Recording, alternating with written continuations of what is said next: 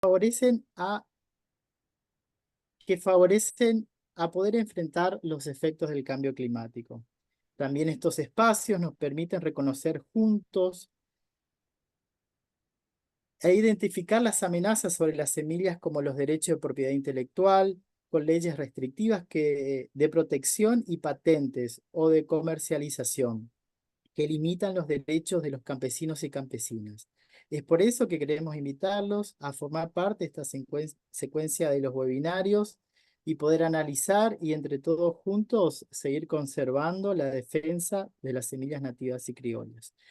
También invitarlos al próximo 27 de julio, que vamos a realizar nuestra Feria Provincial de Semillas acá en Misiones, en la localidad de Banda.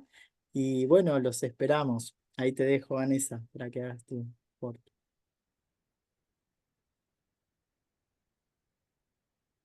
Buenas noches, buenas tardes. Bueno, simplemente poder también poner esta semilla, como decía Enzo, en nuestros corazones, en la tierra interna que cada uno, que cada una tiene, desde el potencial de lo que la semilla trae a nuestras vidas, lo que nos representa, aquello que nos identifica.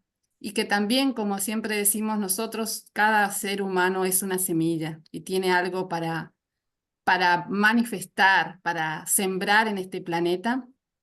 Y este también es el llamado siempre de estos espacios, que podamos sentir que cada uno, que cada una aquí presente y de los que también no están presentes, tienen esto que manifestar, que expresar, que compartir, tienen una sabiduría. Y eso nos trae la semilla y eso nos conecta y también nos trae a la unidad, a la integralidad.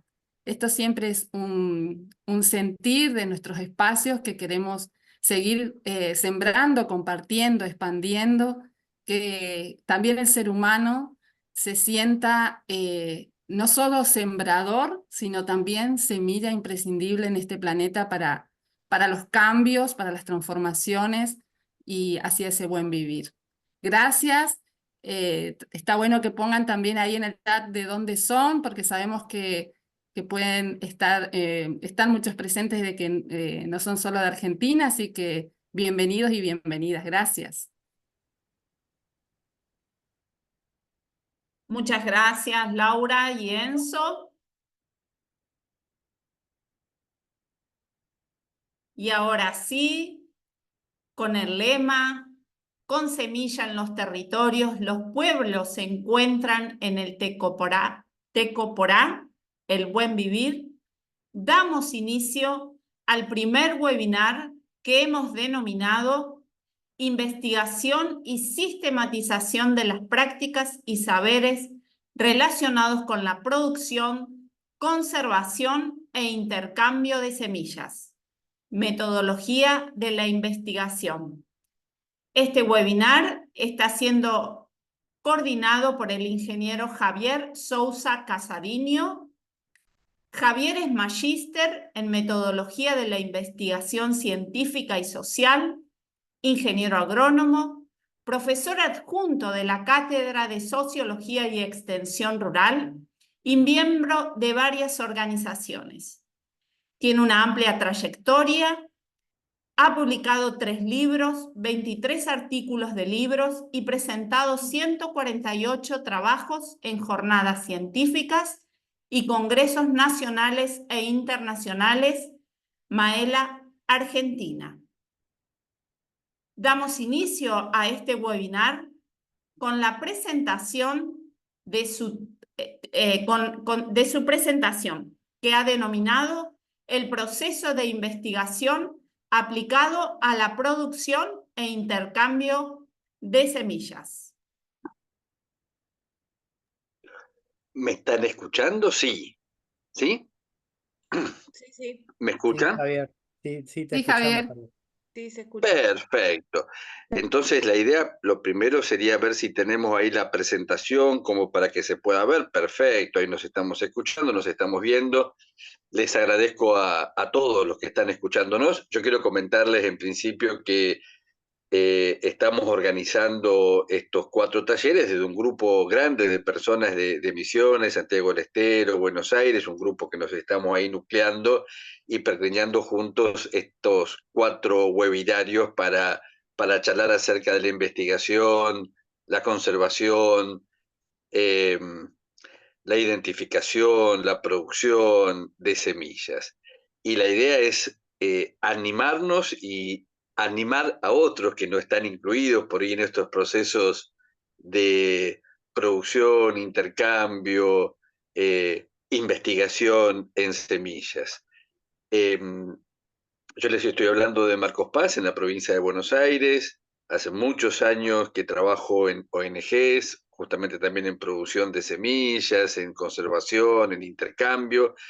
Participo en este momento de 2 casas de semilla, además de la pequeña casa de semillas que tengo en mi casa, una casa de un grupo grande de personas tenemos en Maswit, en el partido de Escobar. Yo sé que están miembros y amigos de esta casa escuchándonos y participando, y también una casa en Merlo, en la provincia de Buenos Aires, donde también, ¿no?, un grupo grande de personas atesoramos, intercambiamos semillas. Mi idea de hoy es charlar con ustedes, como dice ahí la presentación, cómo podemos investigar sobre semillas, entendiendo que investigar es parte de un proceso y que es nuestro, y que los seres humanos siempre hemos investigado, ¿no? Y ahí la primer Filmina nos dice, ¿por qué investigar? Los seres humanos somos curiosos y siempre en nuestro peregrinar, en nuestro devenir en la Tierra, hemos investigado, ¿no? Hemos investigado sobre las plantas, sobre los animales, sobre el ambiente.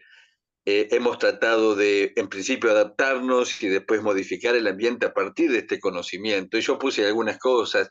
Hoy estamos investigando para conocer las características de las plantas, para conocer, ¿no?, sobre los requerimientos de alimentación que estas plantas poseen, para mejorar las características de la semilla. Yo decía, hemos investigado y los seres humanos seguimos investigando y nos alentamos a continuar investigando individualmente, pero ojalá en comunidad.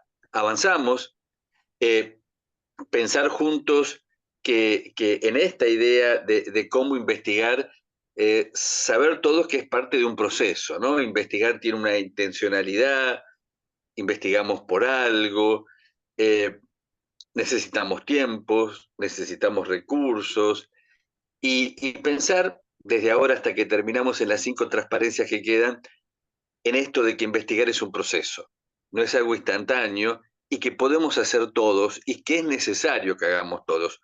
Hemos hecho varios webinarios en Maela donde hablamos justamente de la complementariedad de saberes, el científico, el comunitario, el tradicional, y necesitamos avanzar en nuestras comunidades. Pongo un caso claro, el cambio climático está avanzando, necesitamos investigar, necesitamos conocer acerca de las semillas, necesitamos buscar semillas que se adapten al cambio climático, necesitamos mejorar las características de nuestro suelo, hay que investigar, y necesitamos todos investigar según nuestros métodos y nuestras posibilidades. Ahí en el avance yo puse algo que leímos la Biblia seguramente más de una vez, conocimos en varias parábolas, que es la cizaña y el trigo, ¿no? Y varias veces aparece esta idea que la cizaña y el trigo, la cizaña, que es el rey gras, es un pasto que abunda bastante aquí en la provincia de Buenos Aires, y el trigo en algún momento tenía, fíjense, espigas muy similares. Hoy el trigo es mucho más grande su espiga que el rey gras, y esto no es azaroso. Los seres humanos hemos podido en este peregrinar en la tierra mejorar las semillas. La búsqueda de tratar de que las semillas no solamente sean más grandes, sino más sanas, más nutritivas, que se adapten a los diferentes nichos ecológicos, climas, suelos. Fíjense, atrás de cada planta, del maíz, por ejemplo, uno puede pensar que el teosinte, la planta que da origen al maíz, era nada más que una hoja cintada y 2 semillitas, y hoy vemos la infinidad de variedades de maíz. Ahí hay búsqueda de los seres humanos, creatividad, conocimiento, ser curiosos, compartir, equivocarnos y volver a empezar para mejorar justamente estas semillas y adaptarlas a nuestras necesidades. Vamos a la que sigue. Yo voy a pasar avanzamos, ¿no? Pensar juntos en esta idea del proceso de investigación. Yo voy a tratar de ceñirme nada más a los 10 minutos que me quedan. Digo, siempre los seres humanos viviendo en comunidad comenzamos a investigar cuando hay problemas, ¿no? Por ejemplo, yo puse ahí el maíz que lo atacó una enfermedad muy conocida, por lo menos aquí en la provincia de Buenos Aires, que es el cornezuelo de los cereales, ¿no? Digo, investigamos cuando no conocemos las causas de un fenómeno, cuando queremos ver sus consecuencias, cuando comemos resolver los problemas. ¿Qué hacemos con el cambio climático? ¿Qué hacemos cuando aparece la chicharrita? Digo, pero no investigar nada más que las causas, sino las consecuencias y el modo de resolverlo. Vamos a la que sigue, avanzamos. En estos procesos de investigación que nos damos en las comunidades, además de ver problemas, tenemos que pensar que necesitamos tener objetivos. Hoy estamos con un compañero de la UTT, me acuerdo, en Mercedes, en la provincia de Buenos Aires, viendo gusanos en las mazorcas de maíz. A ver, ¿qué nos proponemos como objetivo? ¿Queremos mejorar una planta? ¿Queremos mejorar la semilla? ¿Queremos que esa planta a lo mejor y esa mazorca sea más resistente a algún tipo de enfermedad o algún tipo de insecto? Digo, investigar requiere, dentro de un proceso, de objetivos que son claros. Y fíjense, los objetivos tienen que estar de acuerdo con los problemas y de acuerdo con lo que viene ahora, justamente la viabilidad del proyecto, ¿no? Si avanzamos, vamos a ver que vamos, bueno, es viable lo que queremos hacer, podemos tener los recursos. Muchas veces cuando pertenecemos a instituciones tenemos que justificar por qué queremos investigar algo, ¿no? Cuando uno hace una investigación en una comunidad, pero tenemos que tener en cuenta, siempre antes de proceder a investigar, bueno, qué tiempos tenemos, qué recursos tenemos, qué posibilidades tenemos. Y por último, ver los antecedentes, ¿no? Que esto está bueno. Siempre cuando uno investiga, tiene que darse cuenta de que seguramente otras comunidades, otras personas, otros investigadores han pasado por los mismos problemas, han investigado, muchas veces han hecho un material escrito, a veces un libro, una cartilla, un artículo. Y esos son los antecedentes, ¿no? Ver quién investigó los antecedentes son fundamentales porque nos permiten, en principio, no equivocarnos y nos guían la investigación. Avanzando más, investigar implica centrarnos en algo. Yo les decía recién, investigar implica centrarnos o en una mazorca, o centrarnos en una semilla, o centrarnos en una comunidad, o centrarnos en una planta, centrarnos en un objeto de estudio. Esta es la parte más rica que ojalá podamos compartir en otras instancias de acompañamiento, de webinarios, de cursos, ¿no? Digo, a ver, ¿dónde nos centramos para investigar? Estas son las unidades de análisis, qué variables tomamos, los colores, los sabores, los olores, los tamaños, la nutrición de la semilla. Fíjese, tantas variedades. Y por último, pensar juntos los procedimientos que vamos a utilizar. A veces nosotros los que investigamos, pensamos rápidamente en los instrumentos, decimos, bueno, hagamos encuesta, midamos, pesemos, contemos. Bueno, los indicadores son esos, procedimientos que vamos a utilizar, ¿no? Preguntar, observar, oler, ¿no? ¿Qué cosas vamos a utilizar para conocer el valor que yo quiero? Yo puse en la transparencia que sigue para perderle el miedo a estas cosas, yo decía, todos nosotros en la cotidianeidad investigamos. A veces con profundidad, a veces con menos profundidad, a veces asuntos que nos interesan solamente a nosotros, a veces algunos que trascienden más la comunidad de donde estamos. Pero decíamos recién, a veces nos centramos en la semilla de maíz que María, por ejemplo, llevó a una feria, y nos centramos en los colores y observamos, y ahí vemos colores, a lo mejor como ahí en el valor que aparece, que pusimos ahí amarillo, ¿no? Cuando uno construye objetos de estudio, sean personas, sean semillas, sean plantas, tenemos que estar muy claro en lo que queremos observar. Colores, olores, tamaños, en el caso de las personas, qué semillas trajeron, cómo las produjeron, de dónde las traen o qué características tienen estas semillas. Fíjense lo importante de esta situación. Y siendo ya al final de la charla, avanzamos un poquito más. Dos cosas importantes que uno tiene que tener muy en cuenta cuando uno quiere investigar son las fuentes de datos y los instrumentos, ¿no? Es decir, está muy claro que hay muchos instrumentos que podemos utilizar, ¿no? Desde las encuestas, las entrevistas, las guías de trabajo, las balanzas, la guía de registro, el metro, digo, sea la investigación y según sean las fuentes de datos, ¿no? A veces, y esto mis alumnos, que seguramente alguno me está escuchando, yo siempre digo que esto de que existen fuentes de datos es relativo. Las fuentes de datos son construcciones que los seres humanos usamos, ¿no? A veces uno piensa la fuente de datos como un lugar donde uno está los datos esperándonos para que nosotros vayamos a buscarlo, ¿no? Como si fuera un arcón. En realidad no es así. Hay una construcción fuerte de aquellos que investigamos en las comunidades, con las comunidades, en encontrar fuentes de información e instrumentos. Y llegando al final de este proceso, las dos últimas transparencias nos van a ayudar. Bueno, lo importante es analizar los datos, ¿no? Lo importante es construir los datos, pero también analizarlos, ¿no? Un profe que yo tenía, Juan Zamaja, decía, tomando una metáfora de Luis Federico Leloir y de Husserl, que analizar los datos es muy parecido al proceso de la digestión, ¿no? Nosotros comemos una gran cantidad de alimentos a lo largo del día, pero una parte muy pequeña pasa a la sangre después de todo el proceso digestivo.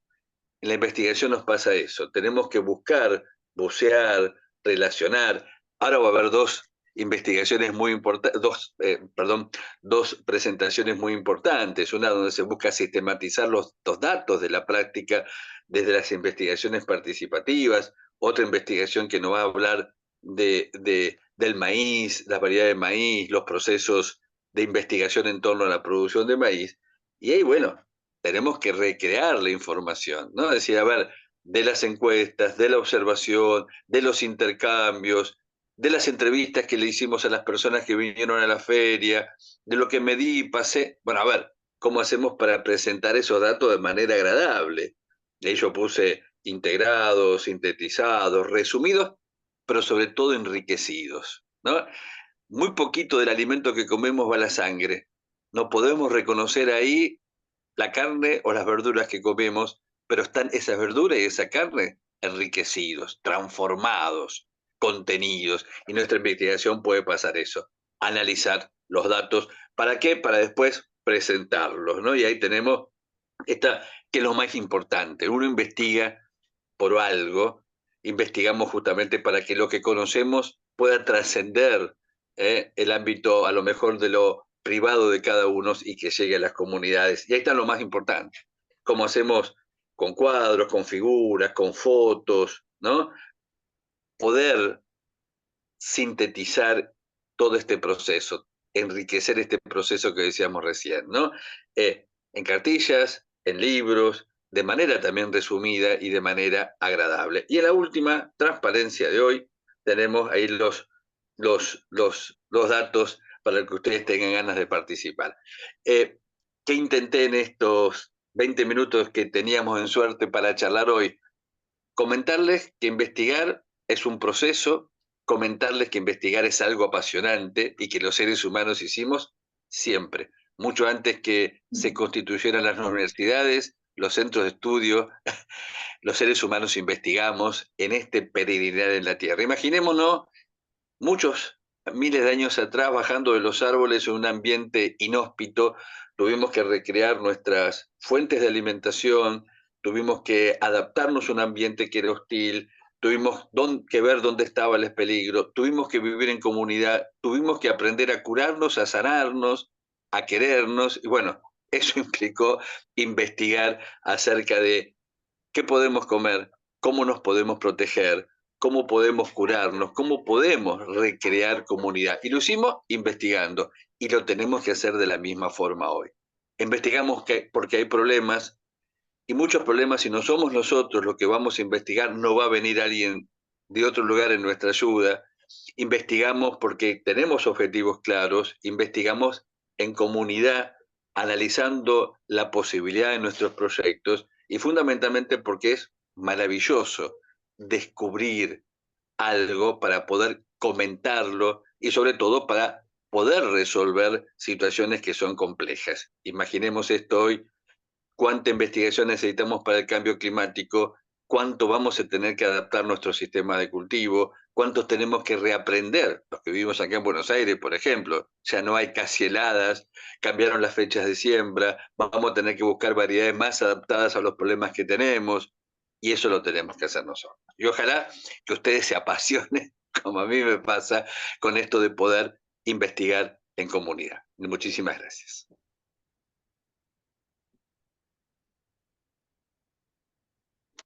Muchas gracias, Javier. Les contamos a nuestra audiencia que vamos a dejar en la instancia final de este webinar las dudas, consultas, para que podamos ir charlando. Seguramente vamos a hacer una breve encuesta para, bueno, intercambiar ideas y ver qué sugerencias pueden hacer, qué temas se les ocurre que podamos seguir tratando, investigando en este tema tan interesante que es la semilla. Vamos a dar paso a la segunda charla en el día de hoy. Recordamos, que me parece sumamente importante, que todo esto lo estamos haciendo bajo el lema "Con semillas en los territorios, los pueblos se encuentran en el Tecoporá, el buen vivir". Vamos a dar paso a nuestra segunda presentación, que va a estar a cargo de Mónica Heck. Ella es licenciada en genética, magíster en producción vegetal, especialista en conservación de recursos genéticos locales, con una amplia trayectoria y una amplia experiencia en trabajos de investigación dedicados al uso, conservación y caracterización de variedades locales de maíz. Mónica, te damos la bienvenida y agradecemos tu participación.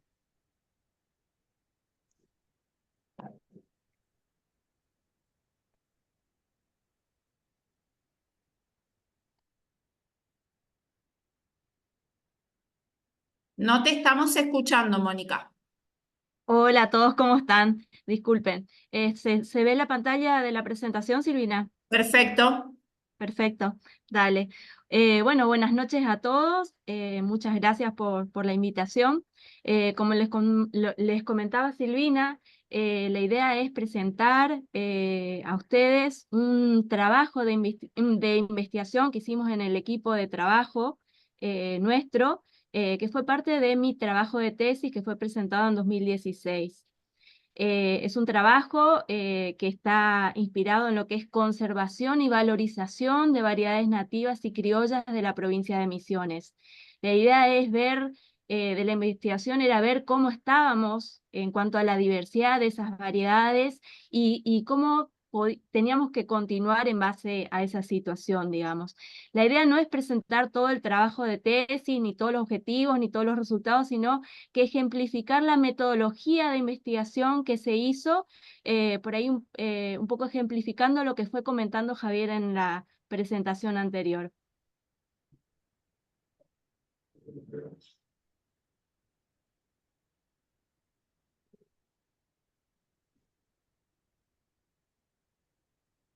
Está pasando.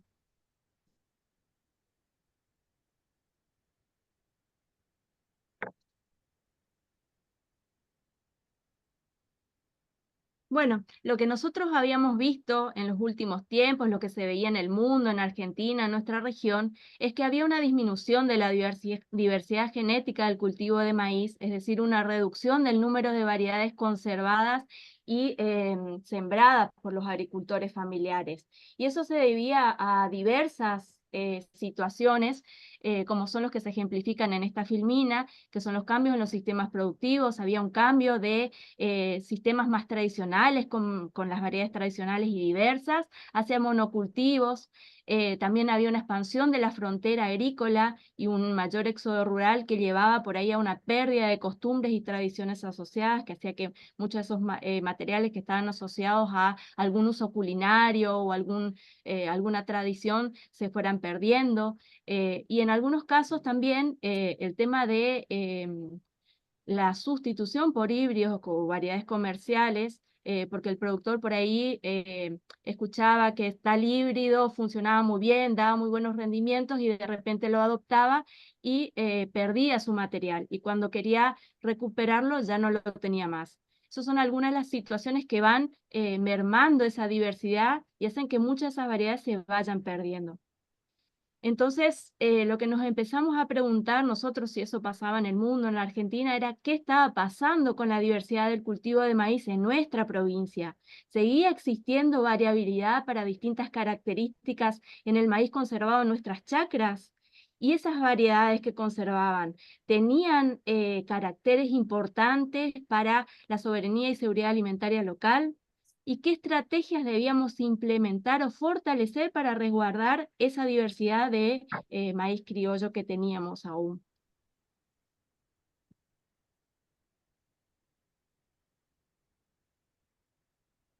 Entonces, lo que nosotros fuimos viendo en diferentes espacios de intercambio, en visitas de chacra de productores, es que muchos agricultores nos comentaban o que muchos materiales que ellos antiguamente tenían, o sea, tenían sus padres, sus abuelos, y que tenían importantes características, como por ejemplo nos decían, tal maíz resistía la sequía, tal maíz no carunchaba, o resistía tal plaga, tal enfermedad, ya no los tenían. Ya no los, o sea, ya los habían perdido, y buscando en el germoplasma que había con los otros productores, tampoco lo podían conseguir.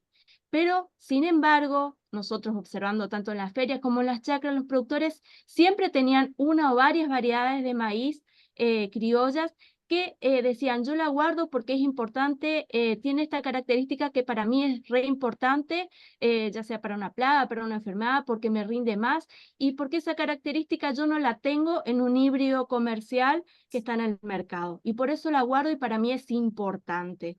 Entonces, lo que vimos es que a pesar de que podía estar ocurriendo esa pérdida de diversidad en los últimos tiempos, seguiría existiendo en las variedades nativas y criollas de nuestra provincia poblaciones que pudieran superar en producción, en adaptación, en calidad de grano a las variedades comerciales presentes en el mercado. Eso era lo que nos fuimos planteando. Y entonces, para llegar a abordar ese problema, nos planteamos como objetivos determinar y comparar las características agronómicas y de calidad nutricional de poblaciones nativas o criollas de maíz que fueron conservados en el Banco de Germoplasma en una colecta que se hizo en el año 1977 con colectas actuales de maíz que están en chacra de productores en comunidades originarias de nuestra región. Como les contaba Javier, cuando nosotros hacemos una investigación, una parte fundamental para poder lograr la resolución de esa problemática que nos planteamos es una correcta elección de los materiales y métodos que vamos a usar para poder abordar ese problema. En el caso del material vegetal, son poblaciones o variedades criollas y nativas de la provincia de Misiones, pero como nosotros lo que queríamos determinar era si esas variedades, cómo estaban esas variedades actualmente y si esas variedades seguían manteniendo ciertos caracteres y atributos. Lo importante para nosotros fue poder comparar cómo estaban esas poblaciones hace más de 30 años atrás, en esa colecta de 1977, con poblaciones actuales. Afortunadamente, el INTA cuenta con un banco de germoplasma de muchas especies. En el caso de maíz, hizo colectas a lo largo del país en esa década del 70, y hay de muchas provincias hay germoplasma, en un montón de razas, diferentes razas conservadas, y se puede acceder, los agricultores pueden acceder a ese germoplasma si lo desean. Entonces nosotros usamos ese material para comparar con las colectas actuales. Por otra parte, nosotros dividimos el material que evaluamos en variedades procedentes de pequeños agricultores familiares y también variedades que provenían de comunidades originarias, porque por ahí la función, la tradición y el uso que le dan los pequeños agricultores al maíz, la forma de selección, los métodos de selección, los caracteres que eligen son muy diferentes entre uno y otro. Entonces, quisimos evaluar las dos, cómo iba evolucionando ese cultivo en ambas situaciones, en comunidades originarias y también en pequeña agricultura familiar. Pero para poder ver si eso que dijimos o que nos decían los productores de que los maíces que ellos conservaban tenían atributos valiosos que eran más importantes o mejores que los que habían en las variedades comerciales o materiales mejorados, bueno, usamos testigos. En este caso usamos un testigo que es el Leales 25 Plus, que es una variedad mejorada, que se usó mucho en la provincia. Central Medio es una variedad muy antigua, de ciclo más largo, que ya no se usa más, y que en muchos casos en las chacras de los productores ya aparece como una variedad tradicional más, porque ha sido mejorada y ha evolucionado en la chacra de los productores por muchísimo tiempo. Y en el caso de un híbrido comercial, que es el Santa Elena, que tiene otra característica. Entonces, como nosotros lo que vamos a medir son caracteres agronómicos, morfológicos y de calidad, que son muy influenciados por el ambiente, es importante también que esa investigación nosotros la hagamos en diferentes lugares. Nuestra provincia es muy diversa en cuanto a suelos, en cuanto a clima. En cuanto a suelo, tenemos suelos rojos toscosos, con diferentes laboreos que hacen que tengan diferentes cantidades de nutrientes. Entonces es importante cuando nosotros hacemos la evaluación, que esa evaluación sea integral y en varios ambientes. Entonces podemos hacer un promedio de ello y poder informar con más certeza los resultados. En el caso de esta investigación se usaron 4 ambientes: un ambiente en Aristóbulo del Valle, que es un suelo toscoso, muy bueno nutricionalmente, un suelo bastante nuevo, con poco laboreo. Luego usamos un suelo en Santa Rita, que es un suelo rojo, muy deficiente en muchos nutrientes, inclusive con algunas cuestiones de aluminio y demás, y muy laboreado. Y 2 ambientes en Cerro Azul que eran muy contrastantes por el tipo de laboreo que se hacía en los lotes, y que tenían también composiciones de nutrientes muy diferentes uno de otro. Y bueno, una vez que sembramos nuestros materiales y demás, le fuimos evaluando muchas características, un montón de caracteres. Esos caracteres agronómicos y morfológicos que yo hablaba son caracteres de ciclo: cuánto tarda la planta en florecer, cuánto tarda la planta de siembra a cosecha. Caracteres morfológicos como la altura de la planta, el diámetro del tallo, el número de hojas, la longitud y el diámetro de la mazorca, el número de granos por hilera, el número de hileras, y también caracteres agronómicos como peso de mil, rendimiento, prolificidad, es decir, el número de mazorcas por planta, las plantas quebradas y volcadas, etc. Y algunos caracteres cualitativos como raza, textura y color. Cuando nosotros evaluamos los caracteres, cada carácter se mide en base, usando un descriptor. Cada especie que usamos, en el caso del maíz, tiene sus descriptores. ¿Y por qué es importante medirlo en base a esos descriptores? Porque entonces lo que yo mido o sea, yo lo mido de la misma forma que lo mide otra persona. Si nosotros, por ejemplo, medimos el diámetro del tallo, el diámetro de una mazorca, no es lo mismo el diámetro o sea, al medio de la mazorca que en la punta de la mazorca. Entonces, se estandariza y dice que el diámetro del tallo se toma en el medio de la mazorca, entonces todos tomamos en el mismo lugar. O la altura de la planta. La altura de la planta la tomo hasta la hoja bandera, que es la última hoja, o la tomo hasta que está al final de la floración femenina. Entonces todos tomamos, es importante que lo tomemos todo de la misma manera y usemos esos descriptores, digamos, todos de la misma manera para poder después comparar esos resultados, que todos hagamos de la misma manera para decir, bueno, a mí me dio estos resultados, a vos te dio esto, y bueno, lo podemos comparar. Cuando medimos las cosas de diferente manera, no hay forma de comparar y no hay forma de repetir también si no está estandarizado, digamos. Y se mide en una cierta cantidad de individuos. Por ejemplo, la altura de plantas se mide en 10 plantas por población y por repetición. Eso es importante porque hablamos de variedades que son variables, no son híbridos que son prácticamente iguales todos los individuos en un terreno, que igualmente tienen variación pero menos. En una variedad tradicional, en una variedad criolla, es importante medir la variación. Entonces tomamos muchos individuos.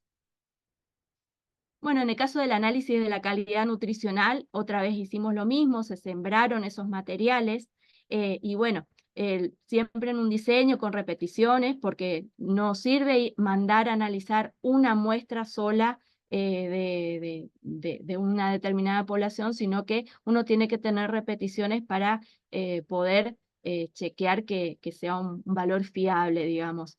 Y esos materiales, una vez que fueron sembrados, se multiplicaron, porque el maíz es una variedad de polinización abierta.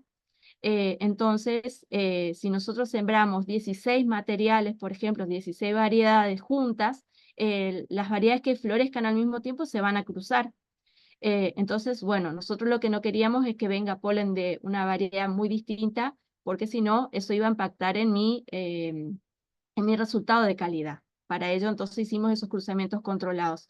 Y luego los mandamos a analizar al laboratorio de Pergamino y medimos caracteres como proteína, aceite, almidón, perfil de ácidos grasos, caracteres que para nosotros eran importantes. Una vez que tuvimos los resultados, tanto de la parte de caracteres agronómicos, morfológicos y los de calidad nutricional, bueno, se hace un análisis estadístico y para eso se usan paquetes estadísticos y se usan distintos estadísticos que permiten ver cómo todos esos datos que recopilé, bueno, se pueden sintetizar en una información que me sirva para responder, digamos, a mi hipótesis de trabajo.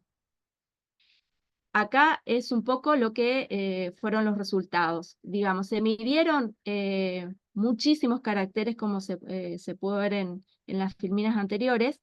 Entonces, tuvimos un montón de tablas en donde cada población tenía un valor para altura de planta, uno para rendimiento, uno de prolificidad. Entonces, cuando uno ve una tabla llena de números, a veces es difícil poder entender o extraer una conclusión. Entonces se usan algunos métodos estadísticos que permiten presentar resultados gráficos y que sintetizan la información de todas esas variables que nosotros medimos, en este caso solo las agronómicas y morfológicas, sin los de calidad, y me permiten ver como una foto de qué estaba pasando con esa diversidad, esa variabilidad en cuanto a todas esas características en esas poblaciones que yo evalué. Entonces, en este gráfico lo que se muestra es a la derecha, a ver si puedo poner el puntero. A la derecha, toda esta parte de la derecha, se ven aquellas poblaciones que tienen ciclos más largos, mayores rendimientos, altura de plantas más grandes. Todas están de este lado. Y hacia la izquierda, todas estas poblaciones son es lo contrario, es decir, tenemos plantas de ciclos mucho más cortos, plantas más pequeñas, más bajitas y con menos rendimientos. Hacia arriba tenemos aquellas mazorcas que tienen un diámetro, o sea, son mazorcas más finitas y más largas, y hacia abajo lo contrario, aquellas poblaciones o variedades que tenían mazorcas más gruesas y más cortitas.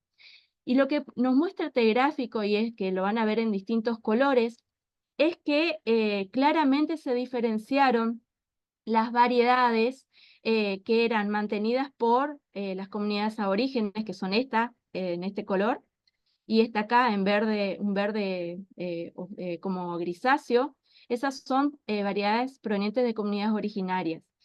En este caso son testigos comerciales, y todos los que son de este lado son variedades que provienen de pequeños agricultores familiares. Entonces, se preserva la separación que hay entre las variedades de pequeños productores, agricultores y testigos, es decir, ya sea por razones de barreras geográficas o culturales, la identidad de las razas locales se siguen conservando, es decir, no hay una mezcla notoria en cuanto a características raciales. Por otro lado, lo que vimos, y sobre todo en lo que es aquellas variedades provenientes de pequeños agricultores, es que aquellos materiales que procedían de colectas actuales, que son estas bien a la izquierda en color rojo, rosado oscuro, tenían los ciclos más largos, mayores rendimientos, porte de plantas más alto, en comparación a esos mismos materiales que venían de una colecta más antigua. Eso nos muestra la naturaleza dinámica que hay en la conservación de los recursos genéticos. Es decir, esas poblaciones siguieron evolucionando, fueron ya sea con el ambiente, con la selección que hacían los agricultores, ya sea porque se mezclaban también con otros materiales que habían en el sistema. O sea, esas poblaciones fueron evolucionando y fueron evolucionando a tener un mayor rendimiento, un mayor porte de planta y un mayor ciclo.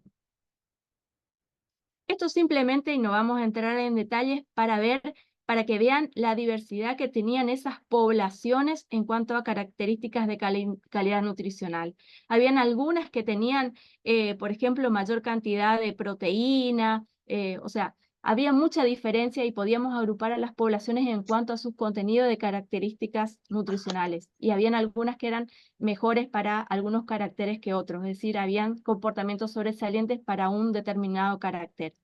En cuanto a calidad nutricional, no había diferencias notorias en cuanto a la fecha de colecta. Había diferencia entre materiales, más que nada. Finalmente, cuando combinamos los caracteres agronómicos y morfológicos con los nutricionales, otra vez vimos esa separación. Ese híbrido comercial moderno se separó claramente de las otras variedades mejoradas, y una variedad local que tenía muy buen rendimiento, y todos los materiales procedentes de pequeños agricultores agrupaban juntos sin importar el tiempo de la colecta, igualmente que los de las comunidades agrupaban juntos. Entonces, como conclusiones del trabajo, que por ahí acá no se muestra porque son un montón de tablas, las poblaciones evaluadas mostraron una gran variación para todos los caracteres, tanto morfológicos, agronómicos y de calidad nutricional, ya sea tanto entre individuos dentro de una variedad como entre poblaciones. Ustedes pueden ver en la foto la gran variabilidad que había, por ejemplo, en el color, en la textura de grano que tenían las mazorcas, en el diámetro, en la longitud. Acá pueden ver plantas con diferentes alturas, algunas están floreciendo, otras están más atrasadas. En el germoplasma había mucha variación, continuaba habiendo mucha variación para esos caracteres. Y también se identificaron algunos materiales que tenían caracteres agronómicos, algunos como rendimiento, por ejemplo, y de calidad que eran sobresalientes. Es decir, había poblaciones que habían superado en rendimiento, en calidad y otros atributos agronómicos a los testigos mejorados, que era lo que nosotros conversábamos con los productores en las ferias y en las chacras cuando íbamos de visita. Entonces, si bien se pudo ver algún grado de contaminación o mezcla de esas poblaciones criollas de maíz relacionados con los cambios en los sistemas productivos, la identidad racial de cada grupo se iba manteniendo por barreras geográficas y culturales, o una mezcla de ambas. Se observó una tendencia a mayores rendimientos, crecimiento vegetativo, es decir, altura de planta y desarrollo de planta en general, longitud de ciclo en las colectas actuales, lo que nos habla de esa dinámica que hay en la naturaleza para conservar los recursos. todos estos resultados lo que nos llevan a plantear que es importante, sumamente importante, complementar la conservación. Tener un resguardo en bancos de germoplasma nos sirve para aquellos materiales que por una u otra razón, sea climática, porque se dejó de usar, se hayan perdido, como fue planteado por muchos productores, y que puedan accederse de alguna manera, complementando siempre con la conservación en la chacra de los productores, que permite que esas poblaciones criollas sigan evolucionando en su ambiente natural, lo que nos adapta a una adaptación al medio, una mayor resiliencia y, bueno, una adaptación al cambio climático, que es lo que va ocurriendo, digamos. Eso sería. Bueno, muchas gracias, Mónica. La verdad que nobleza obliga. Con Moni trabajamos juntas y fue un excelente trabajo. La incorporación de Mónica a nuestro grupo de trabajo, porque enriqueció mucho y bueno, y trabajamos mancomunadamente en todo esto ya hace muchos años. Así que gracias, Mónica, por tu presentación, gracias por unirte a esto que enriquece mucho al trabajo diario que hacen los productores. Gracias. Bueno, muy bien. Vamos a dar continuidad a nuestra tercer charla. En este caso vamos a invitar a Beatriz Curtiño. Ella es jubilada docente investigadora con una amplia trayectoria científica y con la participación en diferentes ámbitos de la sociedad civil, movimientos, organizaciones. Es integrante de la Mesa Provincial No a las Represas, Mesa Socioambiental de Misiones, de la Unión de la Asamblea de Comunidades, de la Red de Guardianes de Semillas de la Provincia de Misiones, entre otros. Beatriz ha denominado a su presentación como la investigación, acción participativa. Te damos la bienvenida, Beatriz, y cuando vos me das el ok, compartimos pantalla. ¿Estás por ahí, Beatriz? Sí, está muteada, Beatriz. Si podés abrir tu micrófono. Sí. Bueno, buenas noches. Gracias por esta invitación a participar.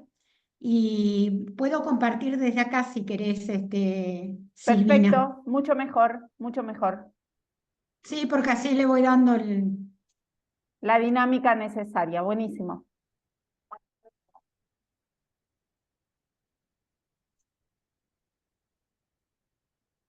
Si podés poner en presentación. ¿Se ve, no? Eso, ahí, perfecto.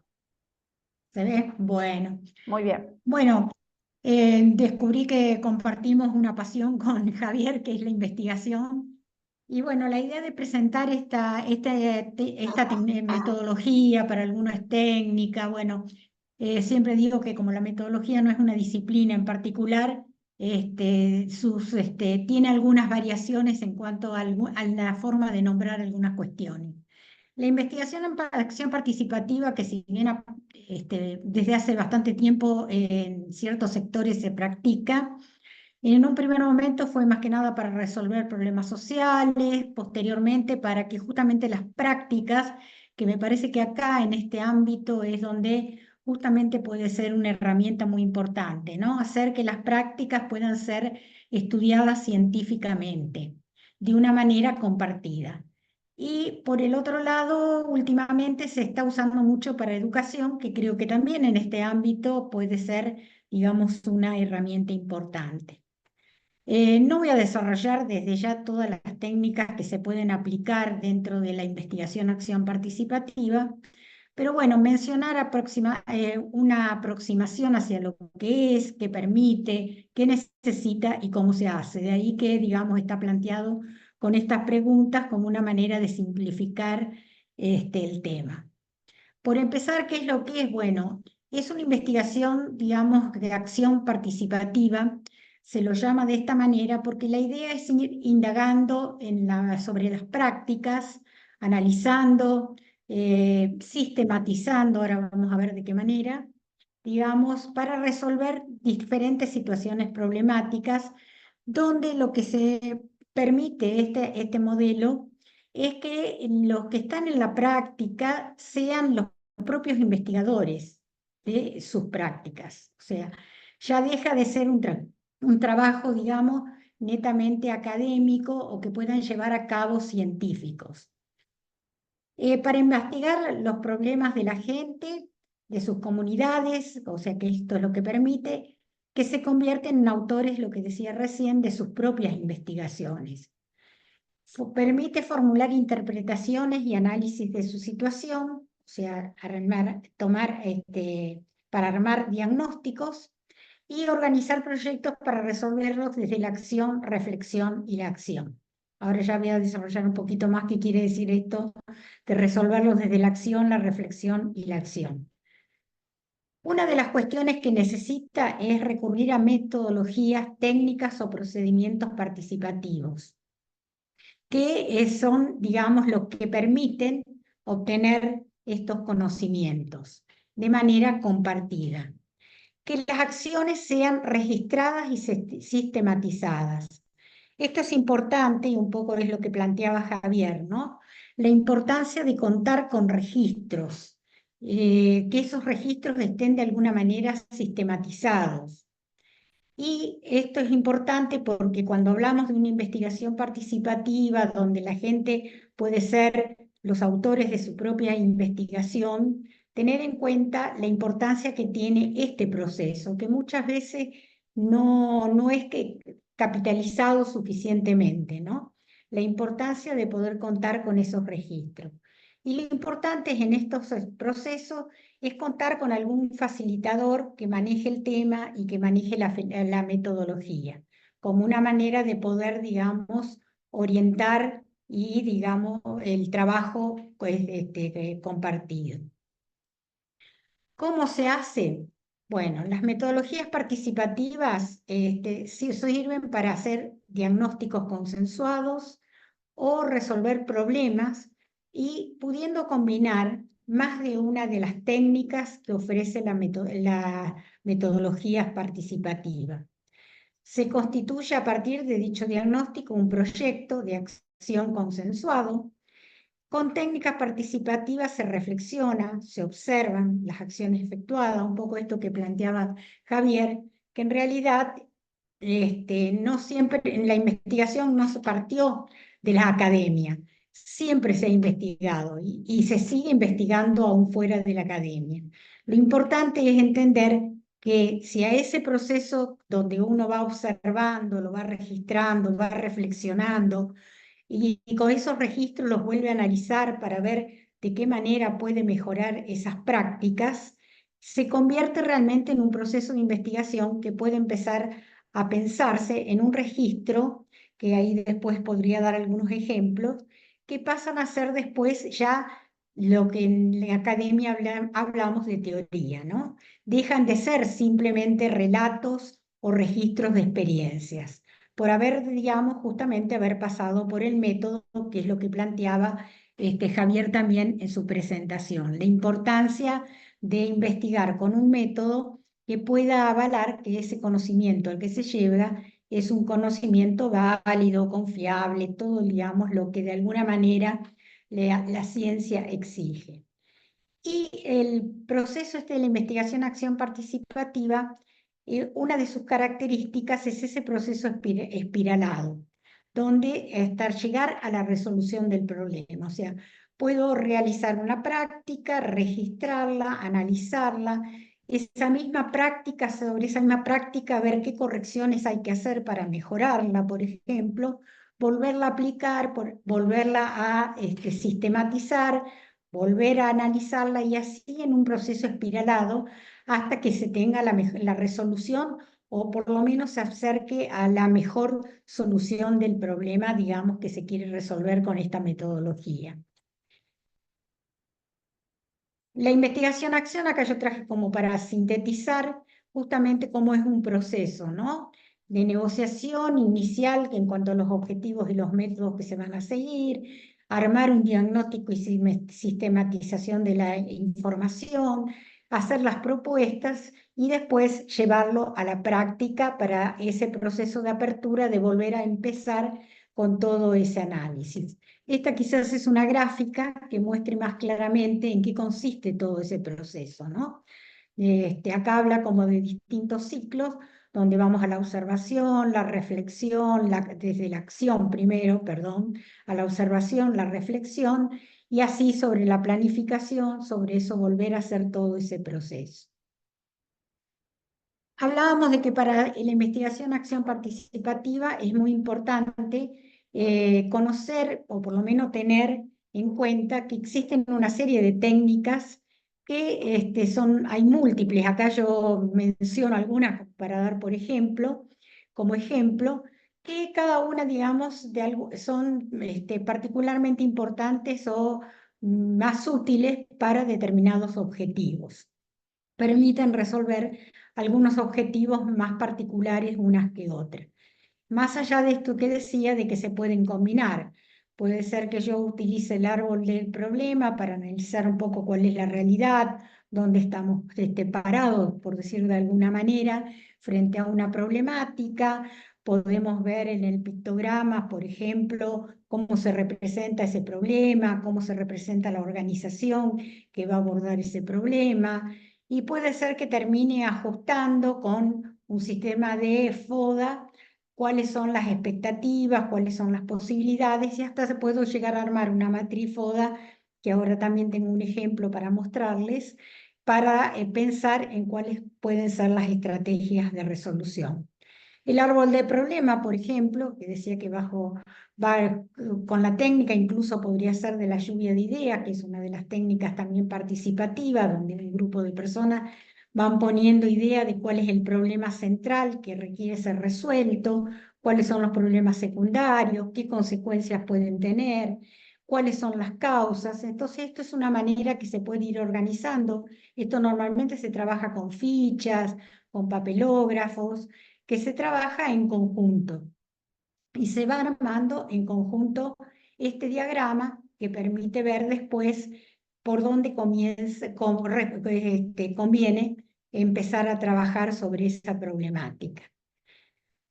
Bueno, los grupos focales es otra técnica donde uno puede llamar, descubierto el problema, por ejemplo, uno puede llamar, en este caso, cómo hacer para una buena conservación de la semilla, hacer una reunión con expertos, que la población tenga posibilidad, la comunidad, de hacer una serie de preguntas, organizar, digamos, una manera de poder tener, digamos, alguna información mucho más fidedigna, como puede ser un método que después también lo voy a plantear, que es el método Delfo, que también permite trabajar, digamos, con expertos que puedan asesorar para este trabajo en comunidad. La matriz FODA, que es una técnica que permite identificar fortalezas. Esta matriz FODA es importante porque permite analizar en simultáneo los problemas de una organización, los problemas de una comunidad, los problemas, digamos, particulares, pero, digamos, teniendo en cuenta el contexto. Y además, poder de alguna manera, la matriz FODA lo que permite es de alguna manera organizar. Cuando hablamos de los problemas internos, organizarlos, cuáles son las debilidades y fortalezas que tienen. Y cuando hablamos de los problemas externos, cuáles son las oportunidades y amenazas. Que organizado de esa manera, permite tener una mayor, digamos, un diagnóstico mucho más organizado acerca del contexto y acerca de las problemáticas más, digamos, internas a la organización. Acá como ejemplo de una aplicación fue con una práctica de saberes y práctica de lavado de manos. Ya les decía que tenía que ver con la educación. Esto se aplicó en escuelas. Fue una investigación que hicimos con un grupo de la gente bioquímico, gente de enfermería y demás, donde fíjense que no vamos a narrar todos, pero digamos la recolección de información se hizo por varios instrumentos: entrevista, observación, análisis de documentos y demás. A partir de toda esa recolección de información, analizada con tablas de múltiples maneras, después lo que se hizo fue armar justamente esa matriz FODA, donde se veía cuáles eran las debilidades que tenían en las instituciones, por ejemplo, porque era dentro de la institución, las debilidades que tenían para, digamos, instalar como una práctica el lavado de manos. Y por otro lado, cuáles eran las fortalezas, como era en este caso, contar con los recursos humanos apropiados, con el reconocimiento comunitario que tienen las instituciones escolares como transmisores de conocimiento. En cuanto a las debilidades, se veía que era la falta de adecuadas de la institución, la falta de los elementos adecuados, y como análisis externos, la falta de programas educativos desde el ministerio. Como oportunidades, este proyecto se llevó a cabo en el momento que estaba la pandemia por la gripe aviar, y la gripe porcina, perdón, y que justamente se enseñaba cómo lavar las manos, la importancia del lavado de manos y demás, tal así que desde muchos medios nos comunicaban, nos entrevistaban en relación justamente a esta temática. Y cómo uno, a partir de esa matriz, puede armar estrategias para resolver el problema, teniendo en cuenta justamente las fortalezas y las oportunidades, la fortaleza de la institución y las oportunidades del contexto, las debilidades de las instituciones y las oportunidades del contexto, o sea, cómo se fueron, digamos, combinando fortalezas y amenazas, debilidades y amenazas, para, combinando con estas cuestiones, con este conocimiento, poder, digamos, fijar estrategias para resolver la problemática. Otro de los que le había comentado es la lluvia de ideas, que justamente sirve para la creatividad, tanto para la construcción de problemas, como habíamos visto para el árbol de qué podría ser, para armar ese árbol de problemas, como para también pensar en las resoluciones, convocar a un grupo que pueda opinar de manera, incluso la lluvia de ideas se aconseja siempre que sea de manera, digamos, anónima, donde se les da pequeñas tarjetas a cada uno de los individuos, que va anotando cuáles son, digamos, las ideas que tiene acerca de cómo se podría resolver o cuál es el problema, si estamos relevando los problemas más acuciantes que tiene, por ejemplo, la comunidad, o en este caso, una cooperativa de conservación de semillas, ¿no? Podría ser una manera de trabajar para armar de manera conjunta la problemática, y también para pensar de manera conjunta cuáles podrían ser las soluciones. Esto lo que permite es armar proyectos consensuados, donde todos tienen la posibilidad de alguna manera de expresarse y exponer, digamos, las ideas. El pictograma es otra técnica que, bueno, les había comentado, que puede servir también para ver, digamos, cómo se piensa una comunidad, cómo ven la forma de resolver los problemas a partir de la identificación que tienen de su propia, por ejemplo, comunidad o de sus problemas. En un momento dado, esta técnica del pictograma, también aplicada en educación, en una instancia de una licenciatura con educadores, planteaban, por ejemplo, cuáles eran la cantidad de problemas que ellos veían en su práctica docente, ¿no? Con esto de aplicar programas sociales y demás, y que el docente hoy se veía muy conflictuado atravesado por los problemas sociales que se veían en la escuela, entre ellos los de violencia y demás.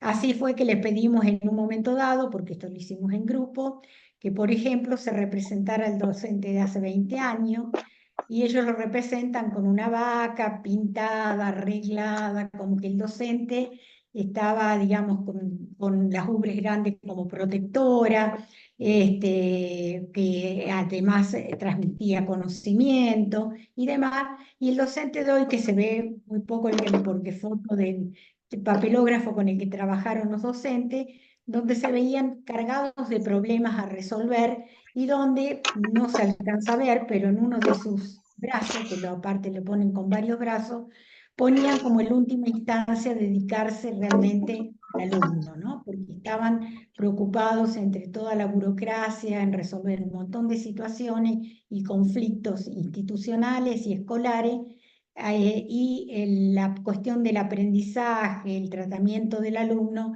quedaba como un tanto postergado frente a esa situación. Bueno, el método Delfo, que ya lo comenté, que es un método donde se convoca a expertos y se da la posibilidad, digamos, de que estos expertos puedan nutrir de una información, generalmente por sus experiencias, muchas veces son científicos que tienen un gran manejo del tema, que ahí también tiene que ver mucho cómo se preparan estos encuentros para, digamos, que realmente tengan éxito y puedan realmente transmitir todo aquello que necesitan, digamos, conocer para pensar justamente cómo abordar. El caso, bueno, de la tesis de Mónica, por ejemplo, puede ser una buena manera de abordar con el tema de la semilla, ¿no? Si pensamos en un taller donde podrían, digamos, y convocarla para que presente su trabajo como una manera de tener un mayor conocimiento de cuál es el comportamiento que están teniendo las semillas. Posteriormente se podrían aplicar cualquiera de las técnicas para ver cuáles son las problemáticas que identifican en los distintos ámbitos productivos, por ejemplo, en las distintas chacras. Y bueno, de esa manera ir combinando con distintas técnicas donde, ya como les decía en un principio, la posibilidad que tienen estas técnicas participativas es que las investigaciones no sean hechas por fuera de los mismos productores, por ejemplo, en este caso, o conservadores de semilla, que pueden ser ellos mismos los que integren estos procesos productivos. Y bueno, para finalizar, también un poco, también dar el contacto, cómo pueden contactarse, y desde ya que las metodologías estas son interesantes de poderlas, digamos, abordar, pero bueno, se requiere indudablemente de un facilitador o por lo menos la posibilidad de hacer talleres donde se pueda capacitar realmente en cada una de estas técnicas, aplicándolo como una experiencia. O sea, quedaría como me parece una cuestión que se podría pensar como para continuar con esta dinámica, ¿no? De posibles talleres de formación en determinadas, en este caso, dedicado a la metodología.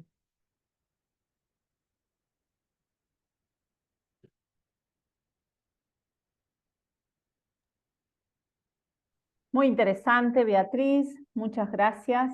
La verdad que creo que a partir de este taller se nos abre grandes preguntas, grandes temas para investigar y demás. Bueno, un poco la idea ahora es abrir un debate, a que hagan preguntas, dudas. Quiero que me ayude Enzo para poder habilitar micrófonos y Dale. antes de dar el cierre a este webinar, intercambiar consultas, dudas y demás. Bueno, tuve que acortar mucho, pasar un tanto rápido, pero eso me permitió ajustarme al tiempo. Veo Buenísimo. que justo llegué al tiempo, son las 7:30. Gracias, Beatriz, sí, súper interesante. Damos este tiempo, por lo menos dijimos hasta las 8, de generar este intercambio, como dice Silvina.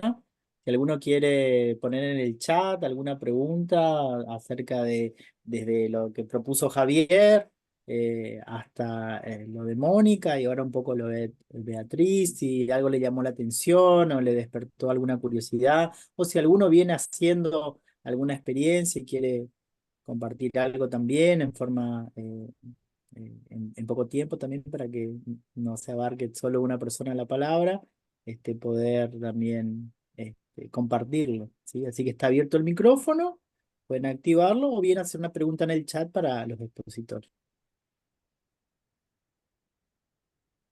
Hola, soy Débora de Río Turbio, ¿me escuchan? Sí, Sí, te perfecto, Débora, escuchamos, bienvenida. Muchas gracias. En primer lugar, felicitarlos y encantada de estar participando desde el sur de la Argentina. Es bastante emocionante tener estas oportunidades. Yo quería hacer una pregunta muy cortita para Mónica, que es saber si esos ensayos que ella nos contó, eran ensayos que se hacen de forma controlada en un lugar donde no sé, en algún lugar institucional, o los ensayos se hacían en las mismas, en chacras que eran de productores. Eso me quedó la duda ahí. Hola, Débora. Mira, Hola. hay una mezcla de ambos. Los dos que están marcados como Cerro Azul son dos lotes dentro de la experimental de Cerro Azul, y los que se marcaban como Aristóbulo del Valle y Santa Rita eran chacra de productores, que nos ayudaron, digamos, a instalar los ensayos, a ver algunas cuestiones ahí adentro. Sí, por ahí las mediciones las fuimos haciendo nosotros, sobre todo las que llevaban mucho tiempo y había que hacer mucha cantidad, digamos. Pero en una gran parte de las cosas que había que hacer por ejemplo, el tema de la floración, nos fueron acompañando, ellos nos avisaban algunas cosas, iban tomando, íbamos intercambiando información. Pero por el tipo de trabajo que se tenía que hacer, por ahí las mediciones más finas sí las fuimos haciendo nosotros, digamos. Pero se hicieron en ambos sistemas.